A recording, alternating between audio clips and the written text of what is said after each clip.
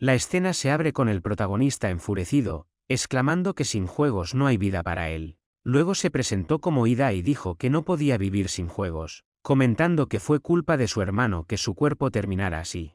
Luego, alguien le preguntó si tenía un hermano mayor, a lo que él respondió que sí, pero que hace un año este se fue en un viaje mundial de experiencias con chicas y nunca regresó. Su amigo respondió que ser virgen era horrible y que lo dejaría pasar, ya que él también lo era.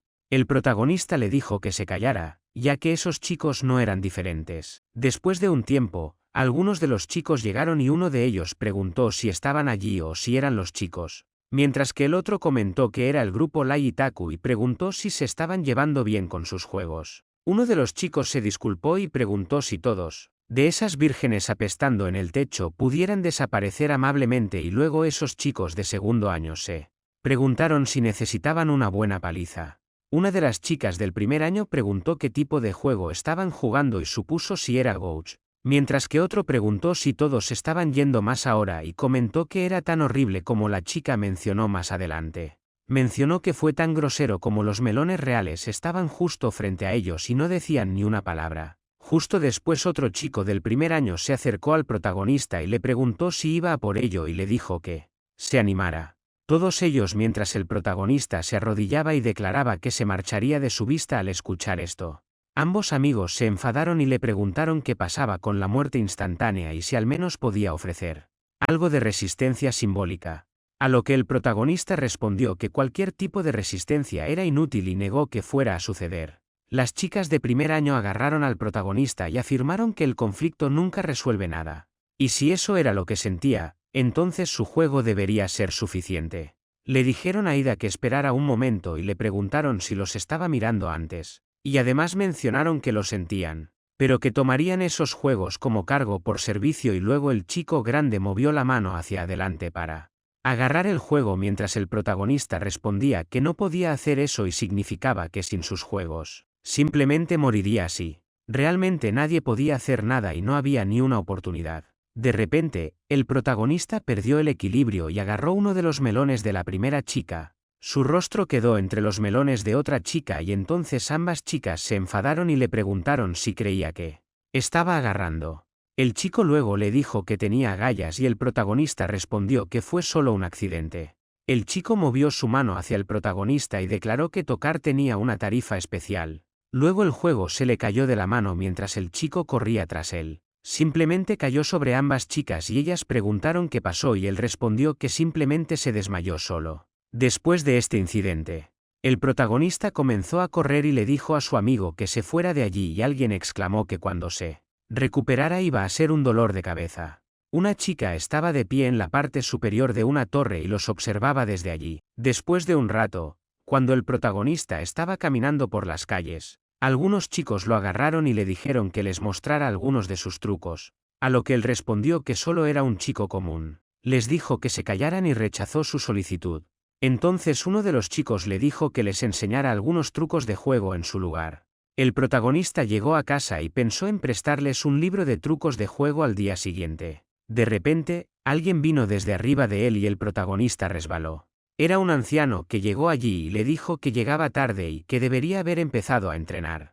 Al escuchar esto, el protagonista se enfadó y le respondió que ya le había dicho que no lo atacara así por sorpresa y le preguntó si estaba tratando de matarlo. El anciano tomó su juego y comentó que era porque no hacía más que jugar juegos, que siempre estaba desprevenido, y le dijo que al menos jugara juegos de acción. El protagonista le dijo que le devolviera su juego y el anciano empezó a correr y exclamó que no lo devolvería hasta que conquistara la ruta de Arim. El anciano comentó que si completaba su entrenamiento, se lo devolvería y además le pidió que fuera más consciente de su estado como su sucesor. Mientras el anciano saltaba sobre los bloques de madera, el protagonista le dijo que había dicho que no tenía deseos de hacerse cargo de ese dojo de ninjas. El anciano comentó que eso es lo que pasa cuando los niños leen manga y además todo lo que consiguen son extranjeros tratando de actuar como japoneses. Al escuchar esto, el protagonista respondió que si ser un ninja era la alternativa, entonces vivir dentro de un juego estaría bien.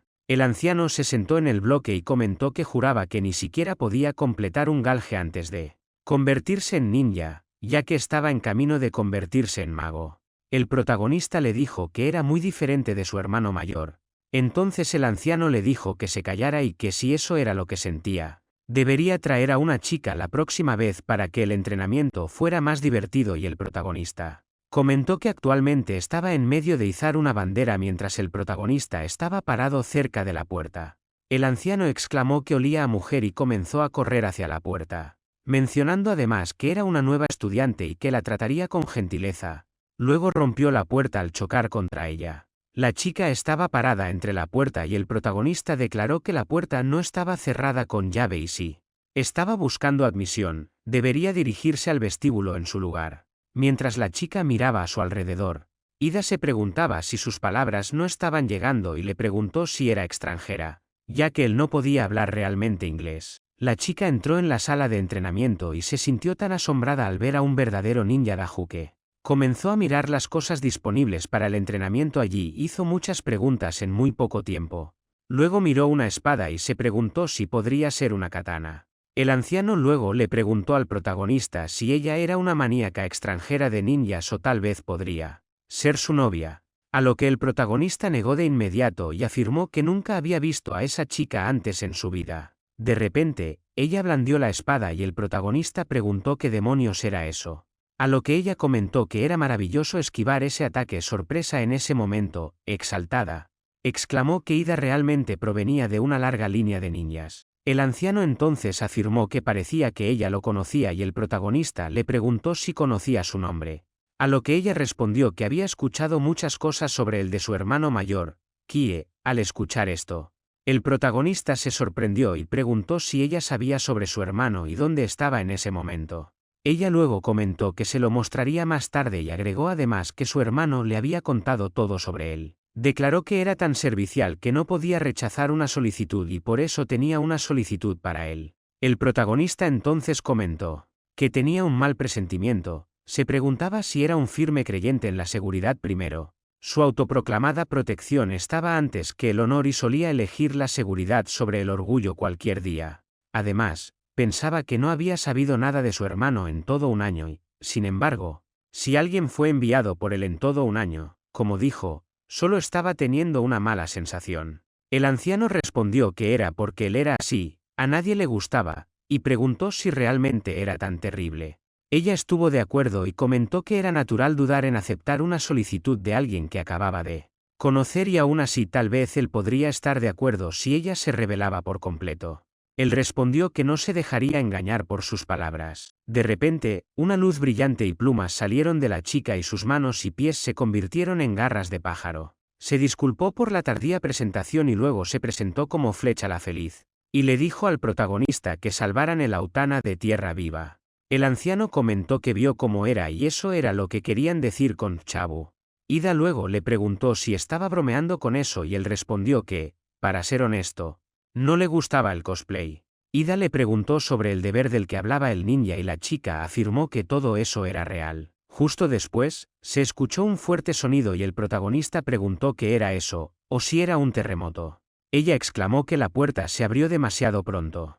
El protagonista gritó que no podía ser, y de repente, una enorme criatura salió del suelo. La chica declaró que era un gigas y mencionó que no había forma de que pudiera estar allí. La criatura hizo un agujero profundo en el suelo y el protagonista tomó a la chica en sus brazos. Luego preguntó si una batalla de jefe repentina sin preparación era real. La chica le agradeció y comentó que, tal como dijo su hermano, él era agradable.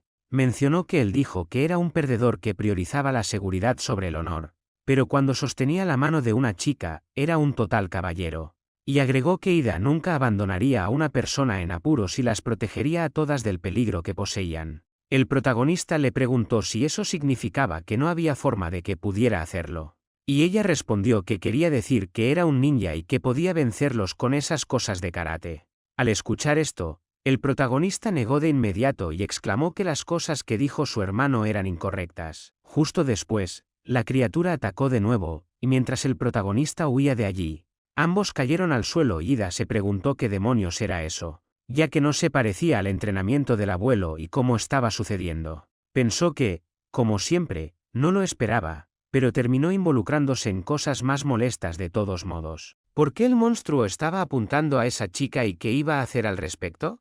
Luego, una chica le dijo a Ida que escuchara y le dijo que proteger a una chica simplemente hizo por ella lo que él haría por sí mismo, y agregó que también podía perder su inocencia de la misma manera.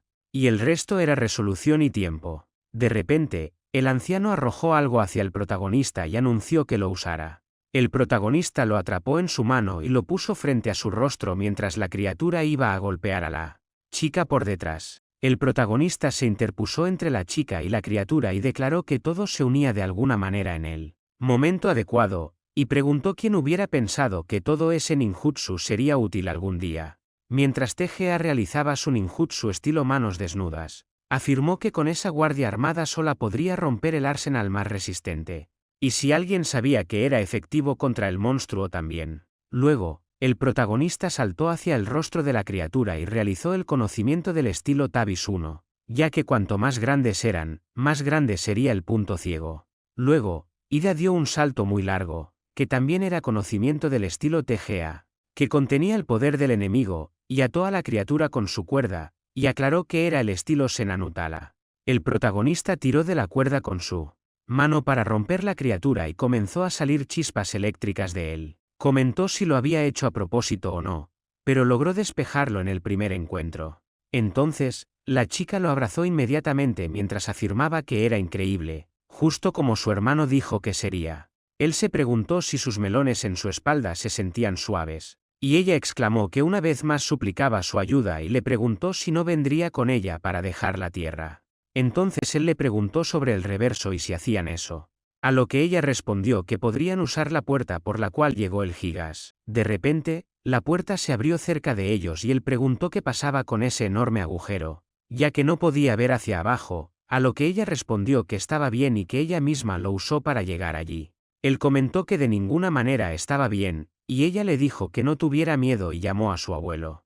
Entonces el abuelo respondió que a partir del día siguiente, ya que era la semana dorada, y el protagonista comentó que eso no era lo que le preocupaba. Luego la chica le dijo que se fuera y mientras caían dentro de la puerta, él gritó que su corazón aún no estaba listo para eso y odiaba los traslados involuntarios. Al entrar en la puerta, el protagonista estaba tan asustado que afirmó que estaban muy arriba y preguntó dónde estaban.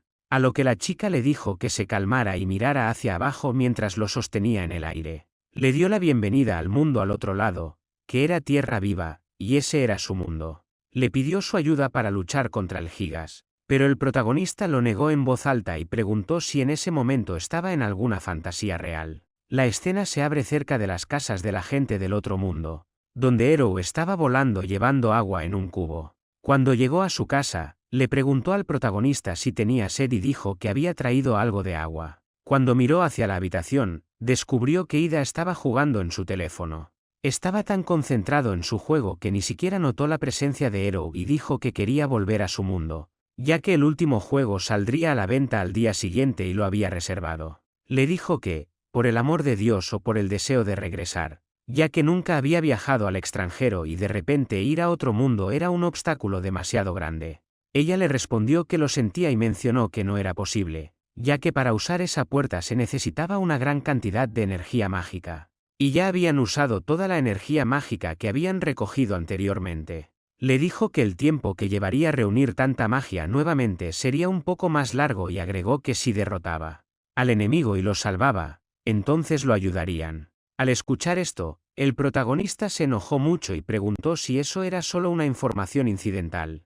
Mientras agarraba sus plumas, le preguntó si realmente era otro mundo o si era como una cámara oculta y aclaró que era algún tipo de horrible programa de televisión. Luego le preguntó si esas alas eran todas de juguete y comentó que hizo un buen trabajo con eso. Y cuestionó cómo las pegó a su espalda, y luego la interrogó sobre su sabiduría. Preguntó para qué servía esa estructura esquelética si tenía algún propósito en aerodinámica mientras tocaba sus plumas cerca de su cabeza. Le preguntó si esas eran alas tipo canard, como para alas, y ella respondió que también era sensible allí y si jugaba con ellas de esa manera, se dañarían. Después, el protagonista gritó y de repente alguien desde atrás lo golpeó con un objeto, por lo que luego preguntó qué lo golpeó. Más tarde, preguntó qué pasaba con esa habitación, y Ero comentó que era su colección ninja. Entonces él preguntó si eran figuras de ninja de juguete o VHS y cuestionó más si cómo llegaron a este mundo. Ella exclamó que había otras Asuna que habían pasado por la puerta para llegar allí a tierra viva. Y la tecnología que trajeron con ellas se desarrolló de formas únicas, lo que llegó a llamarse Socialx. Luego le preguntó si había televisores de bola de cristal y generadores de energía alquímica. Y afirmó que era aún más fantasioso de lo que pensaba. Preguntó cómo consiguió todas esas cosas de ninja. Y ella respondió que estaba muy contenta de que preguntara y declaró que fue atacada por un gigas hace un año y su hermano la salvó.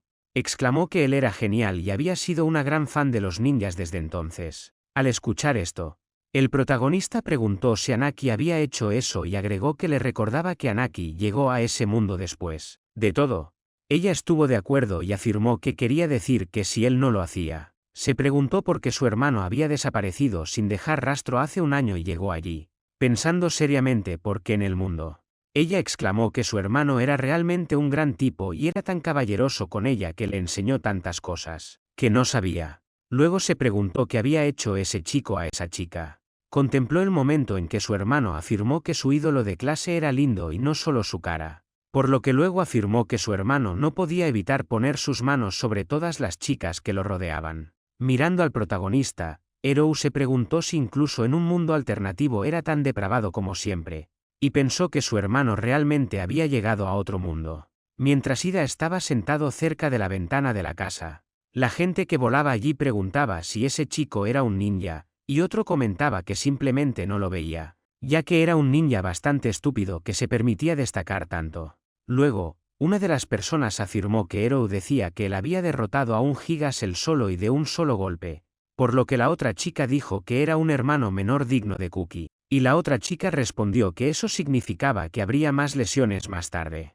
Una de las chicas llamó a Erou, y la otra chica le dijo que era bueno, ya que realmente había traído un ninja de vuelta con ella. Al escuchar esto, ella preguntó qué pasaba con todos, y ella respondió que era ese ninja y que querían echarle un vistazo. Luego, agregó que el jefe del clan quería verlo, y Erou respondió que lo llevaría al jefe del clan. La escena cambió entonces al palacio del jefe, donde alguien exclamó que era bueno que el protagonista hubiera llegado allí, y mencionó que ellos, los Ataña de Tierra Viva, estaban enfrentando una crisis. Hasta ese momento habían vivido en paz, y eso fue antes de la aparición de esos gigas mecánicos que hacían sus vidas un infierno. El hombre comentó además que el que creó esos gigas fue el gran país Centauri que, usando sus gigas, lanzaron una invasión contra los Ataña en todas las áreas, y todos los que resistieron fueron derrotados y capturados. Mencionó que muchas personas habían perdido sus hogares, sus familias y su paz. Luego, alguien exclamó que las arpías de todo el país,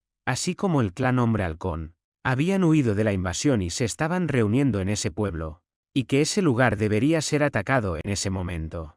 Afirmó que deberían expulsar a sus enemigos mortales, que eran los gigas, para traer paz a todos los Ataña, y por eso tenían a un ninja, que era el propio protagonista. Entonces el protagonista se preguntó si estaban sobreestimando a los ninjas y qué debería hacer. Pensó en huir mientras tuviera la oportunidad. Y luego el jefe exclamó que los que crearon el modelo giga en sí eran de los 12 generales divinos, como él declaró entonces, eran el general Rata Vicara, el general Dragón Hera y el general Oso Kilo. Los tres habían sido identificados y los otros generales divinos estaban envueltos en misterio.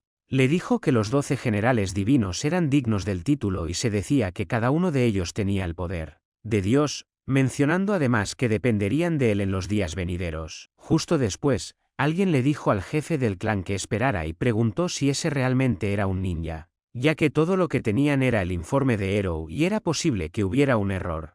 Ella era la líder de guerra Haya y le preguntó a Erou si no estaba depositando demasiada fe en los ninjas y si no era demasiado para Asuna, sin importar cuán hábil. Al escuchar esto, el protagonista se preguntó si era bueno que finalmente alguien con sentido común viniera y en ese momento no necesitaría hacer nada imprudente. La chica preguntó además si ese hombre no era el hermano menor de aquel tipo que apareció de la nada hace un año, y justo cuando derrotó a los gigas y ganó la confianza de todos. Ella intentó detenerlo y preguntó si era serio cuando dijo que iba a dejar el pueblo y que iba a hacer el acerca de la defensa del pueblo, a lo que él respondió que ella estaba allí, así que podía irse sin preocupaciones. Ella declaró con esas palabras que él se fue solo hacia Centergar y dejando de lado la protección del clan. Luego dijo que incluso dejando eso de lado, ¿era realmente fuerte o no era más que un pervertido? Al escuchar esto, Erou le dijo que esperara un minuto y dijo que Ida era realmente dura y aunque fuera un DT. El protagonista preguntó qué era exactamente un DT y ella respondió que era un silencio maldito. Alado negro, y además agregó que las alas negras en una arpía traerían desgracia al clan, tal como decía la leyenda. Después, la líder de guerra Haya comentó que llegó al pueblo justo cuando los gigas comenzaron su invasión y preguntó cuánta desgracia causaría antes de estar satisfecho. Mientras una de las chicas allí le preguntó a Haya cómo podía ser tan supersticiosa y si no era exagerado. Mientras que la otra chica aclaró que era totalmente no científico. Después de escuchar todo, Ida se preguntó si así era como hablaban en un mundo de fanáticos y luego el jefe del clan exclamó que tenían razón, que necesitaban asegurarse de si el señor ninja era confiable y lo inducirían en el clan de la arpía mediante un ritual tradicional y al hacerlo verificarían su confiabilidad. El protagonista entonces se preguntó sobre el ritual y qué demonios podría ser. La siguiente escena cambió al campo donde la líder de guerra exclamó que la confianza en el combate y el señor ninja eran la apuesta en una competencia cara a cara. El protagonista se frustró un poco después de escucharla y el jefe del clan comentó que si el señor ninja ganaba, entonces les permitirían derrotar a los gigas por ellos, pero si perdía, lo desterrarían del clan. Ida luego preguntó cómo sería. Ganar le ayudaría y pensó en cómo llegó a ese punto justo después de que comenzara la guerra entre Haya y el protagonista. Y ella empezó a correr hacia él para hacerle un ataque. Él se protegió yendo de rodillas y declaró que no era una broma, ya que si hubiera tomado esa parte del cuerpo, la habría separado de la parte B. De repente, el protagonista escuchó algo y al mirar hacia atrás, fue golpeado por la líder de guerra mientras los miraba. El jefe del clan comentó que había terminado, ya que era el tiempo de retraso individual de la líder de guerra y luego Erou le preguntó si la pelea ya había terminado mientras el protagonista yacía en el suelo miró su protector de brazo, del que salía humo, y declaró que fue cerca y estaba contento de haberse puesto el protector de brazo. Por otro lado, la líder de guerra pensaba si no lo había matado. Luego levantó un arma y declaró que el boomerang estaba tallado en hueso de devorador de rocas, mencionando además que aplastaba las rocas y cortaba el acero, y preguntó al protagonista cuánto tiempo podría durar. Ella lanzó el boomerang hacia él e Ida intentó protegerse. Luego pensó que era un boomerang seguro y bien dirigido, y cuando pasó, quedó abierto al ataque. Consideró un contraataque mientras su oponente estaba en el aire y luego se dio cuenta de que no tenía shuriken ni kunai consigo. En ese momento todo lo que tenía era ese protector de brazo mientras pensaba en qué podría hacer en esa situación. De repente se le ocurrió una idea. Levantó el brazo con el protector de brazo y ella preguntó qué pasaba, ya que no podía esquivar más y en ese caso, ese boomerang la ayudaría. Luego ella lanzó el boomerang hacia él y aclaró que había terminado. Pero el protagonista estaba tan concentrado que usó su protector de brazo para protegerse del ataque y después realizó su habilidad de Tarumizuna Gori. Al ver todo esto, la líder de guerra estaba sorprendida y se preguntaba si era imposible, ya que había aprendido a leer la trayectoria del boomerang en solo unos minutos y su visión era tan sensible al movimiento. Luego el protagonista se frotó las alas de la frente y ella cayó inmediatamente al suelo. El jefe del clan exclamó que ese era un Lord Ninja. Ida derrotó a la líder de guerra y Erou lo abrazó de inmediato. Después de la guerra, las personas que estaban reunidas allí para ver la pelea preguntaron si estaban peleando y el protagonista se preguntó si podrían olvidar que todos eran cabezas de pájaros. Alguien detrás de Ida exclamó que era muy cruel y Haya le dijo que era horrible, ya que era una chica y un chico que se desvivía contra una chica no sería popular. Luego Erou le dijo que la hizo llorar, a lo que él preguntó si era su culpa. De repente, se escuchó un sonido muy fuerte por parte de las personas allí.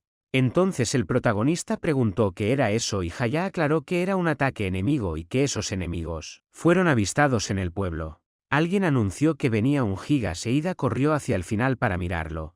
Luego se sorprendió y preguntó qué era eso. Una criatura enorme caminaba sobre los árboles y después de mirarlo, el protagonista preguntó si era esa cosa enorme o si era un gigas 2. Erou le respondió que el que él derrotó antes era un gigas antipersonal pequeño y le pidió que por favor derrotara ese modelo de invasión de base enorme. Al escuchar esto, El protagonista negó completamente y las personas que estaban allí exclamaron que con el señor ninja tenían una gran fuerza y no tenían necesidad de temerle al Gigas. El Gigas que llegó allí para atacar tenía una lengua muy larga y afilada. Luego Erou le dijo al protagonista que estaba en ello. Al escuchar esto, el protagonista se enfureció y las personas que estaban allí reunidas exclamaron que un Gigas era pan comido para un ninja. Alguien preguntó si él no había derrotado uno con un solo golpe con las manos desnudas mientras que otro chico negó y respondió que cortó uno por la mitad con la punta de un dedo. Mientras el protagonista se preguntaba que los chismes habían adquirido vida propia y cuando estaba parado en la pared la gente empezó a vitorearlo, entonces les dijo que huyeran, ya que si se enfrentaban al robot gigante no tenían ninguna posibilidad de ganar y por más que lo pensaran, era una locura. Añadió además que debían priorizar la seguridad sobre el orgullo. La líder de guerra gritó estaciones de batalla, y anunció llevar a los no combatientes, los ancianos y los jóvenes a un lugar seguro. Luego le dijo a los guerreros que tomaran armas y la siguieran. Mientras el protagonista preguntaba si iban a luchar, ella respondió que carne y hueso contra un robot enorme como ese era simplemente una locura. Le dijo que no fuera esparciendo ese absurdo orgullo y ella le gritó que no hablara como si estuviera medio dormido. Si ellos no peleaban, entonces, ¿quién protegería a todos? Justo después, todos los guerreros volaron lejos. Erou agarró al protagonista y dijo que ellos también irían. Los Gigas se acercaban hacia ellos y comenzaron a atacar todo lo que tenían por delante. La líder de guerra les dijo a todos que la siguieran y que no dejaran que la criatura se acercara al pueblo. Los guerreros comenzaron a atacarlo con sus armas y Haya lanzó su boomerang hacia él. Ella declaró que la pared había sido atravesada, la primera barrera, y le dijo a las chicas que se mantuvieran firmes y lo repelieran, sin importar qué, mientras hablaba sobre la condición si la barrera se rompía. El Gigas rompió la pared por completo y luego algunas criaturas comenzaron a salir de su boca. Haya preguntó si tenía Gigas en el vientre, mencionando que habían logrado abrirse paso. Mientras esas pequeñas criaturas comenzaban a atacarlos, una de las chicas comentó que debían derribarlos rápidamente o empeoraría y luego la criatura escupió algo desde su boca y las chicas se preguntaron qué hacía esa cosa, ya que sus ropas comenzaron a desintegrarse solas en el momento. Todas las demás chicas preguntaron qué era eso, ya que sus ropas se disolvían. De repente, el Gigas emitió una luz enorme y chispas empezaron a flotar en el aire. Una de las chicas preguntó qué era eso y si su poder estaba drenándose con esa cosa. El protagonista entonces gritó y se lanzó sobre el Gigas para hacerle un ataque poderoso. Sacó la cuerda de su protector de brazo y destruyó completamente la criatura. La chica comentó que los golpes de antes habían cesado y le dijo a Erou e Ida que le dieran una mano y llevaran a los heridos. Gritó que retrocedieran hacia la segunda barrera y que todos debían retirarse. Todos los heridos fueron llevados a la sala y Erou estaba sentado al lado de una chica cuando el protagonista llegó allí y le dijo a Yowa que como había dicho era imposible luchar contra ellos. No tenían otra opción que llevarse a todos y huir. Al escuchar esto, la líder de guerra se enojó y preguntó si todavía estaba diciendo esa, afirmando que el orgullo de su clan feliz era el más alto de todos los clanes y debido a ese orgullo no podían permitir que los Gigas los atacaran. El protagonista se enfureció y le preguntó qué estaba diciendo y si el orgullo era más importante que la vida. Añadió además que no tenían posibilidad de ganar, así que lo único que podían hacer era huir. Preguntó si todos ayudarían a los heridos y huirían rápidamente. Alguien entonces exclamó que no era posible. Fue el jefe del clan quien lo afirmó y exclamó que retroceder llevando a los heridos ya era bastante difícil y más. Allá de eso, en ese pueblo había muchos niños y ancianos que no podían volar. La líder de guerra comentó que si huían quizás la mitad de ellos podría ser salvada y sea como sea. No les permitirían sacrificar a sus camaradas y no podían quedarse de brazos cruzados viendo morir a sus camaradas. El jefe del clan le dijo que era un forastero y no estaba obligado a mantener su honor. Si pasaba a través de la cueva, más allá de una puerta oculta, entonces debería ser capaz de irse sin que nadie lo viera. Haya entonces declaró que si él estaba solo, estaba segura de que de alguna manera lograría evitar los ojos de los Gigas, pero debería tener cuidado, ya que adelante estaba la broma de los devoradores de rocas, así que debería estar alerta. Al escuchar esto, él empezó a decir espera un minuto y preguntó qué planeaban hacer todos. La líder de guerra entonces respondió que se quedarían allí y se involucrarían en una batalla prolongada. afirmando que les demostrarían que no retrocederían ni siquiera ante la derrota total. Y entonces Zero le dijo al protagonista que se apurara y se fuera. Mientras Hayao lo pateaba y declaraba que le había dicho que estaba estorbando y le ordenaba que se largara. Más tarde, Zero empezó a correr con el protagonista y ambos llegaron a una cueva. Cuando ella dijo que continuarían desde allí y estarían perfectamente seguros. Cuando Ida se levantó, ella lo empujó hacia adelante y cuando miró hacia atrás, Zero lo encerró detrás de las rejas. Él le preguntó qué demonios era eso y ella se disculpó, ya que también se quedaba atrás. Añadió además que fue breve, pero fue divertido estar con él, y le pidió que salvara el Autana de la tierra viva. Cuando cerró la puerta, se preguntó si lamentaba haber llevado al protagonista a la tierra viva en contra de su voluntad y que no había hecho más que cargarlo con una carga. Por eso estaba muy arrepentida, pero para compensarlo, los detendrían. Exclamó que los protegerían incluso a costa de sus vidas, mientras el protagonista caminaba por el camino. De repente comenzó a correr y cayó al suelo desde una altura. Mientras yacía en el suelo, se preguntaba qué quería realmente hacer y aunque no había forma de que pudiera enfrentarse a ese robot, justo después, un ave enorme se acercó a él y comenzó a morder su guardia.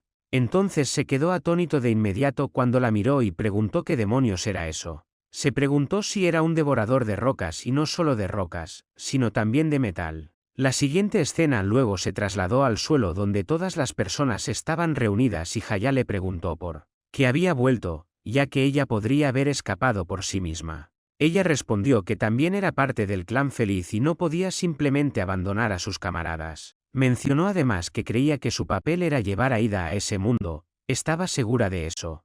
Y ella era solo una arpía ordinaria. Así que pelearía como parte del clan de las arpías para salvar a sus camaradas. Luego, Howie anunció que todos escucharan y declaró que en esa lucha, ellos, como el clan de las arpías, podrían caer, y sin embargo, por el bien de todos los Autanas y la tierra viva, deberían continuar con su honor, no solo en ese momento, sino también cuando regresaran a los cielos. Alguien entonces gritó que Ida estaba allí y el protagonista llegó allí a través del aire sentado en un ave grande. Zero quedó completamente sorprendida al verlo, luego le preguntó por qué había vuelto.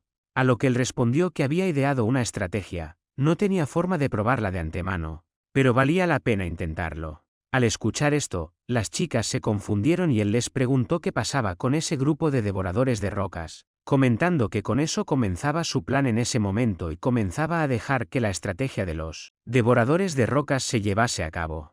Mientras los guerreros realizaban un asalto aéreo, la líder de guerra anunció que sus camaradas harían el ataque en ese momento y luego todos lanzaron sus armas a esas criaturas y exclamaron que habían derrotado a todos los gigas de una vez. Hayao entonces se preguntó si era tal como el ninja había planeado. La escena cambió a un momento libre anterior cuando el protagonista estaba haciendo planes con los guerreros. Les dijo que comenzarían contrarrestando a todas las estrellas de mar voladoras y al principio necesitarían a algunas personas como cebo para atraer a las estrellas de mar, mencionando además que el resto esperaría emboscados, creando una zona de muerte, y después los llevarían adentro después de escucharlo. Hayao le dijo que se detuviera allí mismo, mientras ella le preguntaba si él había dicho que los emboscaran, ya que ellos del clan de las arpías jamás harían algo tan cobarde. Y él respondió que había visto la batalla anteriormente y honestamente ella no usó ni tácticas ni estrategia. Luego le dijo que mirara, ya que entendía que todos eran bastante poderosos, pero simplemente apresurarse era inútil. Además, declaró que pensar con los puños era el camino más rápido hacia la derrota y si eso fuera un juego de disparos en primera persona, el equipo sería derrotado fácilmente y al día siguiente, cuando se enteraran en la red, todos te criticarían. Ella estuvo de acuerdo y declaró que ese método podría derribar a los mini gigas, pero, ¿cómo planeaba enfrentar al gigas grande? Él respondió que tenía una idea. Después de un tiempo, cuando ella escuchó su idea, le dijo que no podía pretender atacarlos colapsando la pared defensiva, ya que estaría arriesgando todo en base a que sus fuerzas no podrían defender la barrera y él era la única persona que conocía que inventaría una estrategia así. La escena luego volvió al momento en que los gigas quedaron atrapados bajo los ladrillos del muro y los guerreros comenzaron a correr hacia él, mientras alguien preguntaba si eso funcionaba. La líder de guerra respondió que aún se movía debajo de los escombros y que pronto se reviviría si seguía a ese ritmo. Declaró que simplemente lo habían impedido moverse y les dijo a todos que permanecieran alerta. mientras se preguntaba qué haría Ida en ese momento. Poco después, el protagonista comenzó a correr delante de las criaturas y Hayá se preguntó si no iba a intentar derrotar a los gigas con esas criaturas, y pensó si los devoradores de rocas comían roca y hierro, pero aún así, ¿podría suceder eso? Mientras corría, Erou se acercó a él y declaró que por supuesto él sería el único en idearlo, y después, si pudieran destruir lo que constituía el núcleo de ese gigas, entonces ganarían. Él preguntó si eso era un punto débil y así fue como venció al primer gigas que enfrentó. Pero probablemente eso sucedería. Le dijo a Erou que contaba con ella y luego la criatura levantó al protagonista por encima de su cabeza y él abrió los ojos y comentó que mirara allá, hacia ese gran montón de hierro. Anunció que era un todo lo que puedas comer de gigas y todas las criaturas empezaron a comer sobre eso. Luego comentó que realmente podrían devorarlos y a ese ritmo, incluso podrían comer el núcleo. De repente, el gigas atacó al protagonista y a otras criaturas, y cuando esa criatura se levantó de nuevo, todos los devoradores de rocas comenzaron a correr y Hayá se preguntó si incluso esas cosas no podían derrotar a los gigas. Cuando esos gigas comenzaron a caminar, la líder de guerra notó unas cadenas y se preguntó si eran cadenas en las piernas del gigante atadas a los devoradores de rocas en fuga. Erou comentó que había llegado a tiempo y les dijo a todos que hicieran lo que ella les dijera. Tirar con fuerza de las cadenas, ya que esa era la única forma de derrotar a los gigas. Y luego Hayá les dijo a todos que le dieran toda la fuerza que tuvieran. Y todos los guerreros comenzaron a tirar de las cadenas, mientras el protagonista seguía a la máquina y lanzó un arma hacia los gigas y luego, al siguiente momento, dio un salto enorme y rompió la parte más débil de los gigas con su propio puño. Los gigas cayeron al suelo y Hayá preguntó si ese idiota estaba aplastado debajo de los gigas. Hayá con flecha empezó a buscar al protagonista. Así que lo llamaron y anunciaron que les diera una respuesta de inmediato. De repente, el protagonista declaró que estaba a salvo y dijo que pensó que ya estaba muerto. Después de encontrar a Ida, Erou lo abrazó inmediatamente y él le dijo que parara porque el ciclo sostenía y se iba a derrumbar. Así que el líder de guerra se preguntó si juraría pensar que realmente lo vencieron usando una estrategia así. Agregó además que él era realmente algo. Después de un rato, todas las chicas empezaron a abrazarlo y una de ellas comentó que era gracias a él que alcanzaron la victoria y la otra exclamó que no podía creerlo, ya que realmente vencieron a los gigas. La chica le dijo a Erou que también lo hizo bien al traer al ninja allí y Erou aclara al protagonista como su salvador ya que la gente allí decidió lanzarlo al aire y Hayá empezó a detenerlo porque estaba demasiado alto. Mientras lo lanzaban al aire, comentó que entendió que todos estaban realmente felices y les pidió que dejaran de lanzarlo al aire ya que les dijo que no pararan de repente, cayó al suelo y por eso Erou le preguntó si estaba bien de repente. Una pantalla presentó que la misión anterior había fallado y mencionó además la estructura de puntos para cada actividad y se alcanzó la puntuación total de 12,388 y luego un chico de repente pateó la pantalla y la rompió en pedazos mientras alguien preguntaba sobre abandonar la aldea. El jefe exclamó que los gigas habían sido derrotados ya que habían descubierto esa ubicación y como tal no podían quedarse allí. Al escuchar esto Erou le dijo al protagonista que hiciera algo e Ida estaba usando un juego para recuperar su nivel de arena. Erou entonces se emocionó y declaró que al final todo su trabajo y esfuerzo no sirvió de nada. Alguien entonces negó y respondió que no fue en vano. El jefe del clan exclamó que todos en la aldea estaban a salvo y lo más importante es que en ese momento sabían que había quienes lucharían por el Ataña sin importar sus propias vidas. Así que el protagonista entonces se dio cuenta de que definitivamente no fue en vano. Así que el jefe del clan declaró que podrían haberse dispersado pero dijo eso a todos los Saana de la Tierra Viva. Mencionando además que el cuento del ninja que derrotó a un gigas gigante todo por sí solo y por amor a Dios les dijo que consiguieran la historia correcta y luego Erou le preguntó si su guardabrazos estaba roto y él respondió que estaba luchando contra él gigantesco robot. Así que ella le dio otro guardabrazos y le preguntó si podía usar ese en su lugar, ya que él dijo que el suyo estaba hecho especialmente para su estilo de espada fan y sin él no podía usar sus habilidades de estilo de espada fan. Así que ella entonces exclamó que estaban en crisis ahí a lo que él negó diciendo que realmente no era ninjutsu y luego Hayá comentó que sabía de algo ya que exclamó que si volaba hacia el sur de la aldea entonces encontraría un pescador, ya que había un extenso laberinto en el que vivía la tribu Minur, mencionando además que había historias de un maestro herrero que vivía en las profundidades del laberinto, y luego el protagonista le preguntó por qué estaban en un lugar así y ella respondió que parecía crear armas y piezas de armadura que poseían extrañas armas y la gente la llamaba la forjadora del laberinto. Al escuchar esto, Ero preguntó si esa persona había creado un guardabrazos. Entonces él preguntó si ella lo sabía tanto sobre eso y ella respondió que lo había aprendido a través de un correo electrónico de Kookie, justo después de que el protagonista quedara atónito al ver un teléfono inteligente en su mano. Entonces él preguntó si tenía un teléfono inteligente y ella estaba recibiendo correos electrónicos de su hermano. Así que ella respondió que realmente no entendía ese dispositivo, ya que el protagonista pensaba en un herrero en un laberinto subterráneo y si su hermano estaba allí, entonces comentó que de todos modos tenía que ir, ya que necesitaba hacerse un nuevo guardabrazos, y recogió la pista de Anak. Más tarde el protagonista exclamó que era hora del laberinto subterráneo y preguntó a Hayas si podía poner una aplicación de juego en su teléfono inteligente, ya que Onon estaba allí. Lo intentó.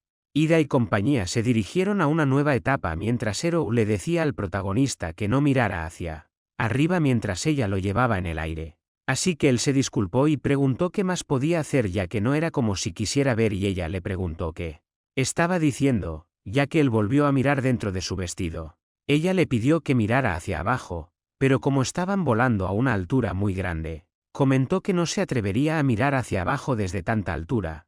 Así que solo podía mirar hacia arriba, y además agregó que ella al menos podría sostenerlo de las manos. Así que el protagonista comentó que era fácil para ella decir eso si no había una línea de vida, y le dijo que solo se fuera a pie, a lo que ella exclamó que tomaría días y los gigas no esperarían a que lo hicieran. Así que luego mencionó que no pensaba que Haya también vendría. Así que estaba segura de que buscaría refugio con todos. Al escuchar esto, el líder de guerra comentó que no era como si ella viniera porque quisiera, sino que solo era porque el jefe ordenó que protegiera al ninja, ya que luego preguntó qué hay de proteger y si a dónde iban realmente era tan peligroso. Así que ella luego le preguntó si no sabía sobre el minotauro que habitaba en el laberinto. Mencionó que cada uno tenía la cabeza de una vaca y un cuerpo tan resistente como el acero, y los clarificó como guerreros violentos, salvajes y malvados. Le dijo que eran una tribu salvaje abominable que cazaba a los perdidos en el laberinto y se comía su carne. Y luego añadió que no saber eso lo hacía una Asuna tan ignorante.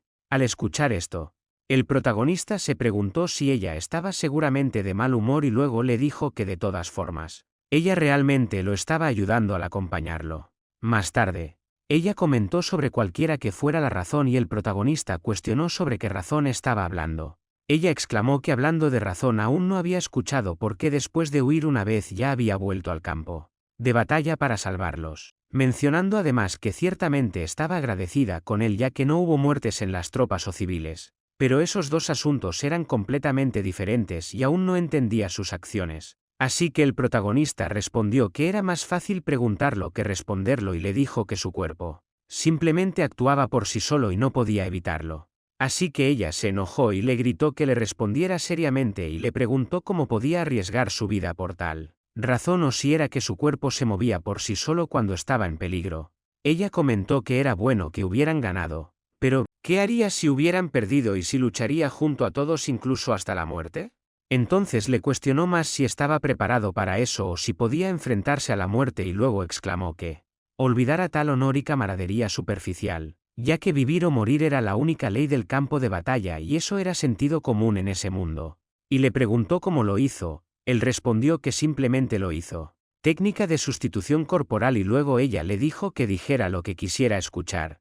Ante esto el protagonista declaró que todo lo que podía hacer era usar ninjutsu y aparte de eso era solo un estudiante japonés de secundaria regular, y además añadió que no conocía ninguno de los conocimientos comunes en ese mundo ya que actuaba según el sentido común de su propio mundo y rápidamente palpando mientras ella se preguntaba si no era ni el honor de un guerrero ni el orgullo de una raza, y aún así quería luchar contra ese tipo de sentido común y si por qué mostraría tal poder. Luego se dio cuenta de que no podía entenderlo. Después Ero comentó que habían llegado y que ese era el lugar que se decía que era su laberinto subterráneo, ya que era la Gran Grieta. Cuando el protagonista entró en el laberinto estaba tan asombrado y exclamó que dentro de una grieta en el suelo había un laberinto y mencionó que era enorme, ya que parecía que el laberinto estaba tallado en piedra sólida. De repente el protagonista miró a una criatura y preguntó qué era.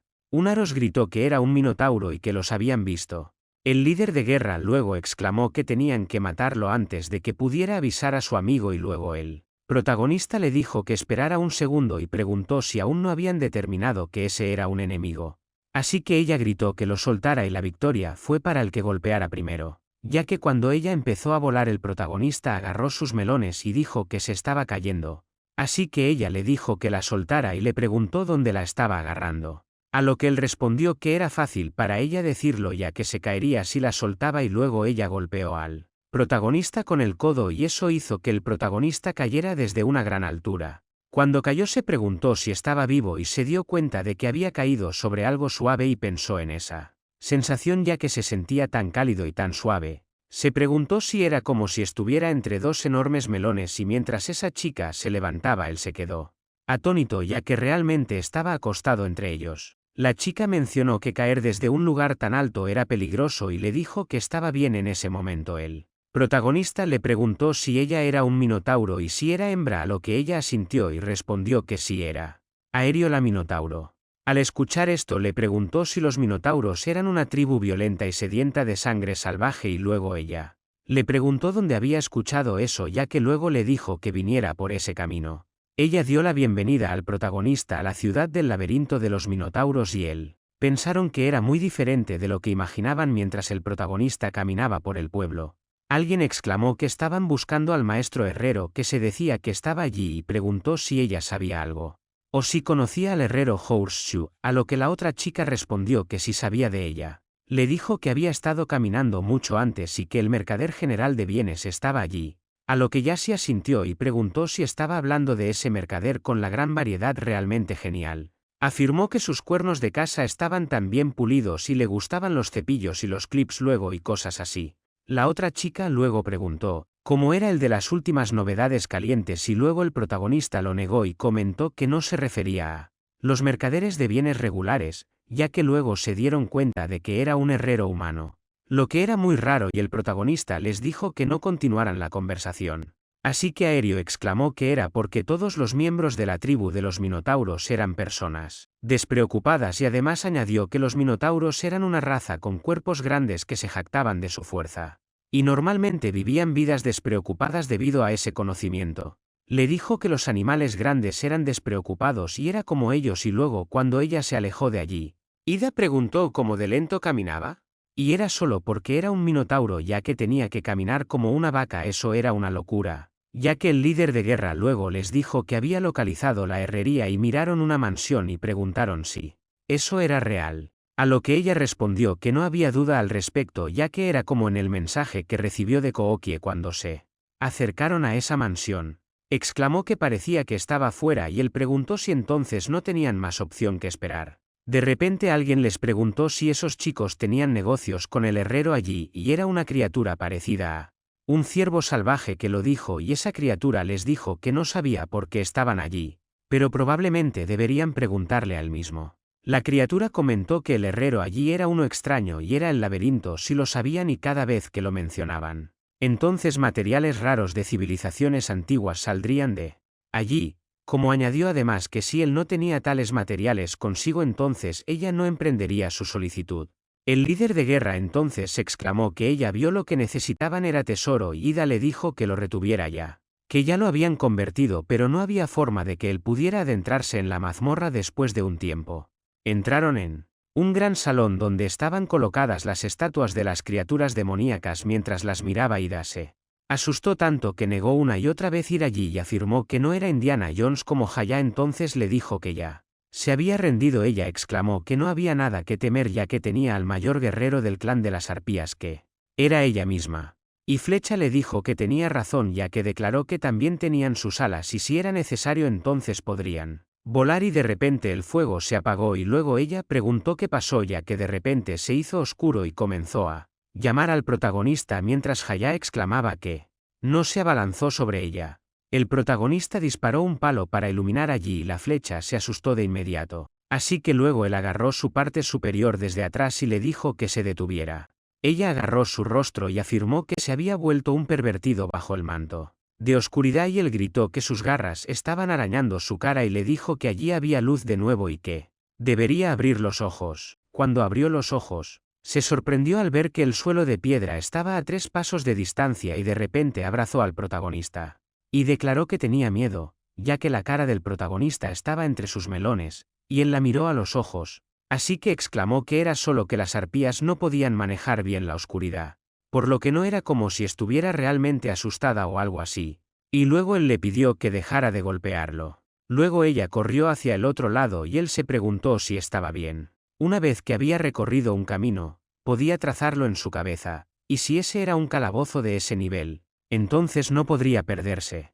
Asida entonces le dijo a Haya que desde ese momento en adelante no debía ir delante de él, ya que estaba tan brillante que ella no tenía que agarrarse a él. Al escuchar esto, el líder de la guerra se enfureció y afirmó si eso significaba que ella era solo un exceso de equipaje y que no tenía talento para los calabozos. Mientras Flecha miraba las cosas presentes en ese pasillo, ella le preguntó al protagonista si eso era un tesoro. Mientras levantaba esa cosa el suelo se abrió y todos cayeron al suelo y mientras caían Aéreo estaba allí quien los agarró y les dijo que era peligroso. Preguntó qué estaban haciendo allí y el protagonista respondió que había algo que estaba buscando. Cuando comenzaron a caminar, ella exclamó que ellos no podían seguir más por ese camino, con lo que Flecha estuvo de acuerdo y comentó que tal vez si buscaran otra ruta. Asterio entonces le dijo que tenía razón, como si pudieran hacer eso, entonces había otro camino. Ella les preguntó si iban juntos, a lo que el protagonista estuvo de acuerdo y decidieron ir juntos. Entonces le dijo a Flecha que se quedara detrás de él y él se quedaría adelante. Después de un rato llegaron a una enorme estatua que declaró que era el guardián del laberinto y todas las riquezas que dormían en ese laberinto les fueron dejadas por su señor, mencionando además que no eran para insolentes miserables para tocar.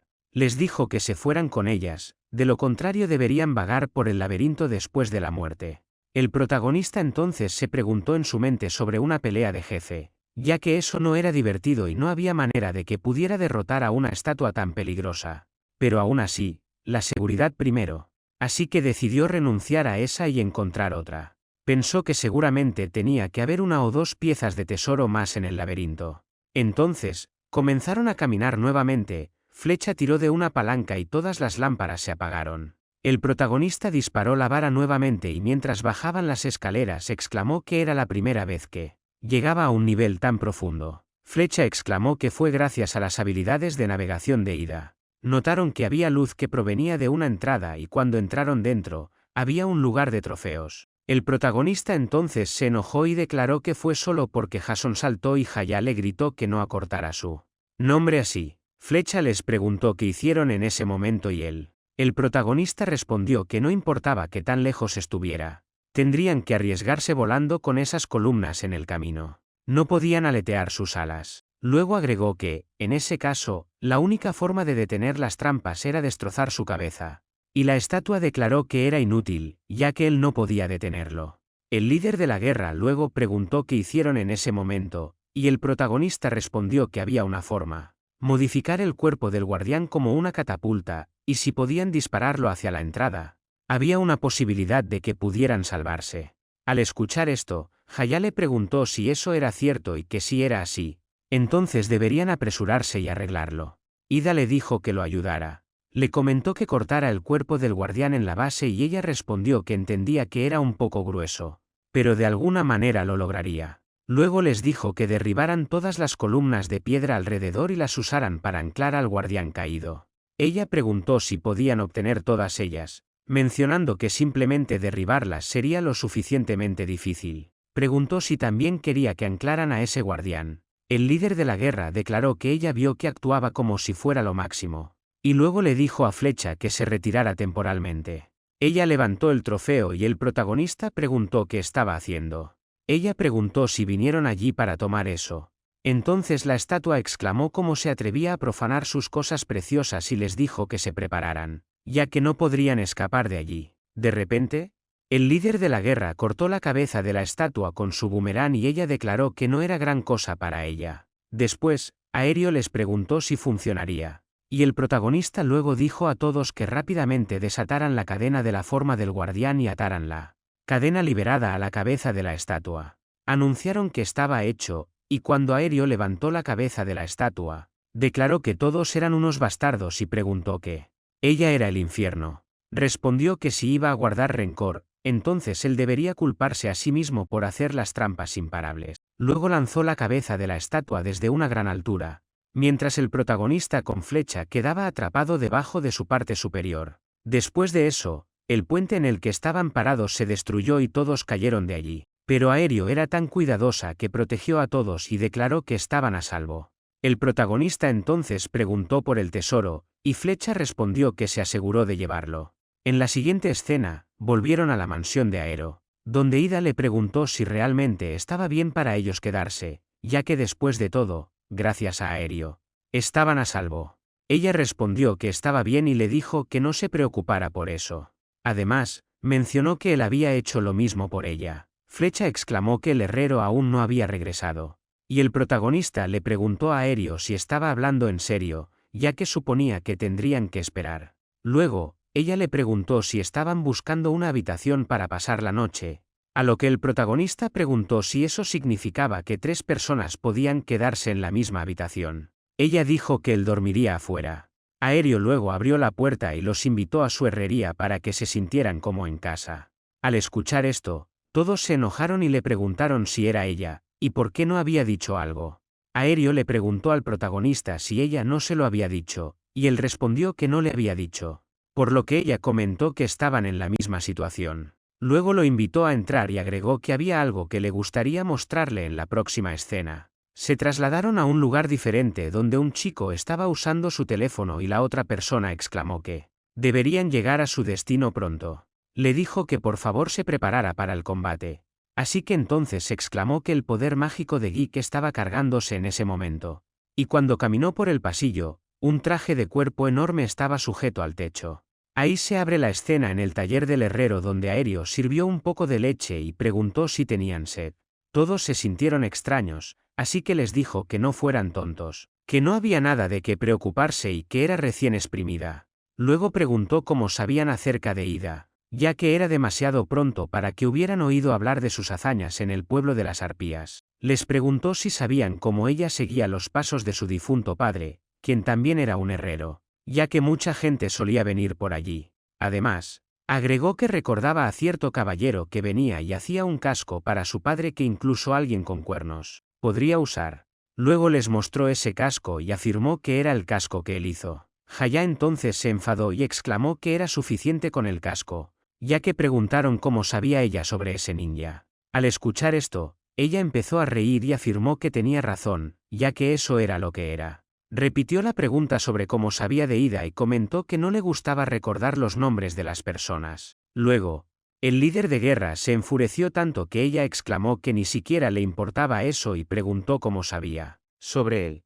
El protagonista entonces la agarró y le dijo que se calmara, ya que no llegarían lejos si se enfadaba por algo así. Flecha le dijo que olvidara eso y revisara el tesoro. Luego, Ida preguntó si no acababa de atraerla, a lo que Haya respondió que tenía razón, ya que ante ese objeto que había pasado por una eternidad de tiempo, su irritación desapareció. Flecha entonces le dijo al protagonista que no pensaría que a Haya le gustaría ese tipo de cosas, ya que a todas las arpías les gustan las cosas brillantes. Aerio le dijo que como ella dijo, estaba buscando eso. El líder de guerra respondió que como ella dijo, querían saber y, entonces, Haya se enfadó mucho cuando la clarificaron como una cabezota y afirmó que era un tesoro secreto de una civilización antigua. Además, añadió que era una pieza que había viajado a través de una eternidad de tiempo. Luego preguntó qué había hecho en el momento de la espuela, y el tesoro comenzó a brillar de nuevo. El protagonista comentó que había vuelto a la normalidad. Haya entonces exclamó que el cáliz estaba hecho de un acero antiguo conocido como metal mascarada, y era raro incluso entre los muchos tesoros del laberinto. Mencionó que esta aleación antigua especial podía permitir que los objetos mantuvieran o incluso transformaran su forma, ya que se decía que la cantidad de esa aleación había ido disminuyendo a lo largo de los siglos y nadie sabía cómo hacerla más, ya que era una tecnología perdida. Luego levantó el tesoro una vez más y preguntó si eso no era genial, ya que esa sensación metálica era embrujadora, suave y brillante como el oro pero resistente como el acero. Lo aclaró como la combinación perfecta. Al escuchar esto, Flecha exclamó que en ese momento estaban en la misma página. El protagonista luego se preguntó si esas chicas eran fetichistas del metal y las desafió a no ir al laberinto, en busca de tesoros, ya que era para encontrar un poco de ese metal.